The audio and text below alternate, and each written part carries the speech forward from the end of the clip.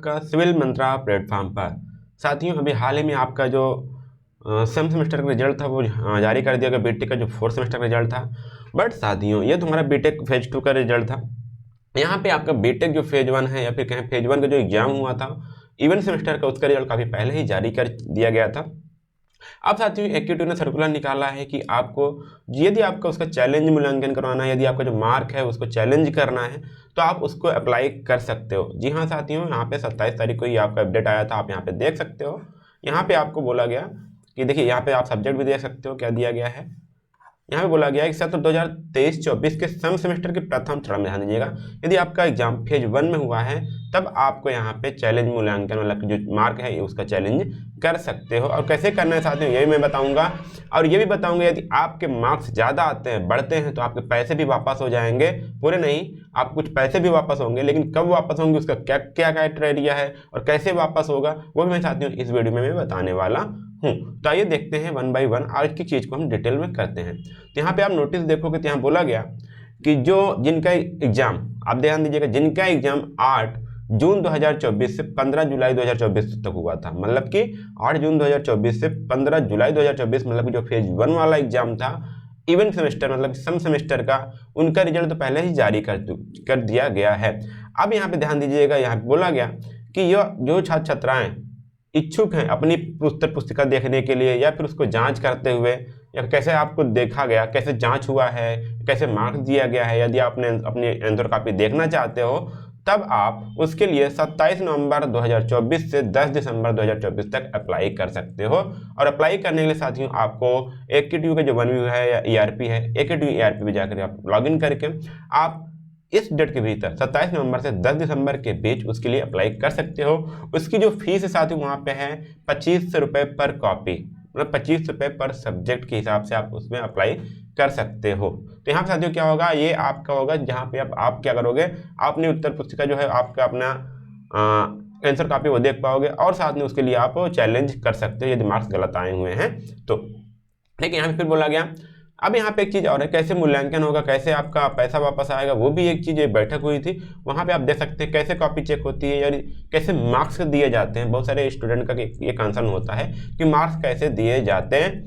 तो यहाँ पे साथियों उन्होंने AKTU ने बताया है कि हम मार्क्स कैसे दिए जाते हैं और कैसे आपको रिफंड भी होता है कुछ पैसे हैं, ठीक है। तो ध्यान दीजिएगा, यहाँ पहला पॉइंट हुआ कि जब आपका पहले तो आपका एक बार कॉपी चेक हो गई है, फिर आपकी कॉपी चेक होगी और उनका दोनों का औसत निकाला जाएगा। मान लीजिए पहले वाले ने आपको 12 नंबर दिया था, दूसरे वाले ने आपको दिया 20 नंबर था, इन दोनों का औसत निकाला जाएगा। कितना हुआ, 12 20 32 डिवाइडेड बाई 2, तो हमारा कितना हो जाएगा, इसका 16। तो आपको 16 मार्क्स दिए जाएंगे, ठीक है। ऐसे मार्क्स निकाला जाएगा, ठीक है। दोनों का जो पहले कॉपी चेक हुई, जो अभी ने चेक किया, उसका दोनों का क्या होगा, आपका एवरेज निकाला जाएगा, वो आपको मार्क्स दिया जाएगा।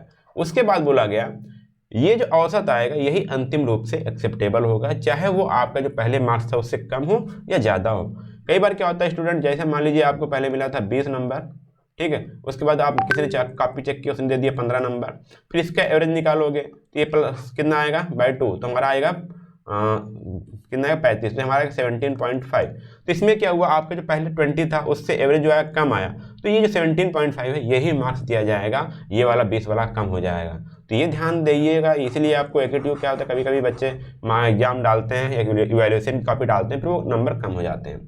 तो यहाँ तक तो ठीक था, बट यदि आप अभी से हो कि नहीं मेरे मार्क्स और ज़्यादा आने चाहिए और मेरे मार्क्स ज़्यादा आएंगे, तो वहाँ पर भी देख लीजिए, यदि बोला गया यदि औसत और मूल प्राप्तांकों में जो अभी औसत निकाला गया, ठीक है, जो अभी औसत निकाला गया, जो भी मैंने बताया 17.5 नंबर आया, और जो मूल मिला था, मान लीजिए पहले आपको मिला था 10 नंबर, ठीक है, 10 नंबर, तो क्या हुआ, यदि दोनों का औसत और मूल प्राप्तांकों में प्रश्न पत्र के पूर्णांक से 20% का अधिक अंतर होता है। मान लीजिए आपका जो पेपर था 50 मार्क्स था, ठीक है, 50 का था, वैसे अधिकतर 75 का होता है, इसका जब 10% लेंगे तो कितना आ जाएगा, आपका 5 आ जाएगा, ठीक है।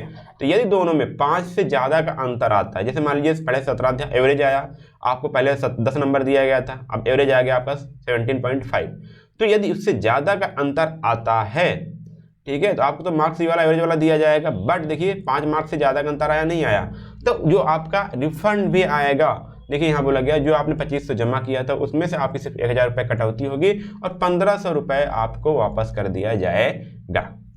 ये चीज़ साथियों ध्यान दीजिएगा, ये चीज़ समझने की बात है कैसे पैसे वापस आते हैं। और यहाँ पे जो मार्क्स दिया जाता है वो एवरेज मार्क दिया जाता है, एवरेज जो मार्क्स होते हैं, ठीक है।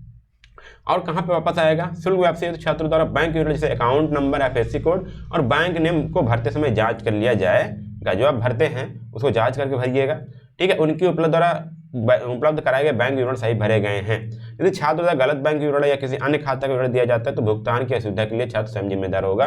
तो जब आप जो आप चैलेंज वैल्यूएशन कर रहे हो, यदि आपका कोई मार्क्स गड़बड़ आता है, सॉरी यदि आपका कोई बैंक अकाउंट गड़बड़ आपने फीड किया है, तो यदि आपके पैसे नहीं आते हैं तो उसके लिए आप खुद जिम्मेदार हो गए। जब आप अप्लाई करिएगा या अकाउंट डिटेल डालिएगा तो उसको सही और एक्यूरेट डालिएगा, ठीक है। अकाउंट और सारी डिटेल आपको AKTU 1B पे भी आपको मिल जाएगा, उसको फीड करने के लिए आप सही अपने अकाउंट डिटेल फीड करिएगा। तो साथियों ये था जो आपको समझ पे आएंगे। उम्मीद करता हूँ आपको समझ में आया होगा कि कैसे मार्क्स दिया जाता है और कब से कब तक आप इवैल्यूएशन कर पाओगे साथियों। तो ये साथियों मेरा था पूरा, मैंने आपको यहाँ पे कन्फर्म कर दिया, ठीक है।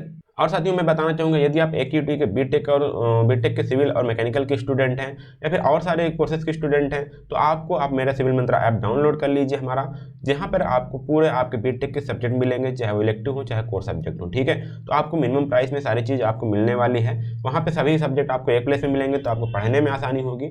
सभी कॉन्सेप्चुअल वीडियो जो आपके लेटेस्ट सिलेबस है उससे रिलेटेड वीडियो आपको मिलेंगे और आपको वीडियोज को आप ऑफलाइन डाउनलोड करके आप पढ़ सकते हो। साथ में यदि आपके पास लैपटॉप से पढ़ना चाहें तो वहाँ पर भी आप PDF और लेक्चर को पढ़ सकते हो, देख सकते हो, ठीक है। तो आप अपने दोस्तों को भी बता दीजिए कि सिविल मंत्रा का ऐप प्ले स्टोर से डाउनलोड कर लें। पहले आप डाउनलोड करिएगा, इसको एंजॉय करिए। बिल्कुल साथियों 1B जो एक्सपर्ट हमारे टीचर हैं उनके द्वारा आपको पढ़ाया जा रहा है, ठीक। उसमें कोई बाइसिंग नहीं मिलेगी, आपको सारे कॉन्सेप्ट क्लियर से क्लियर मिलेंगे। तो साथियों ऐप को डाउनलोड मत करना भूलना, ताकि आप सारी चीज़ एक अच्छी जगह से पढ़ाई कर पाओ और सारी चीज़ आप इसको अपने मार्क्स को और अच्छा बढ़ा पाओ, ठीक है। फिर मिलते हैं अगले वीडियो में, तब तक के लिए धन्यवाद। जय हिंद।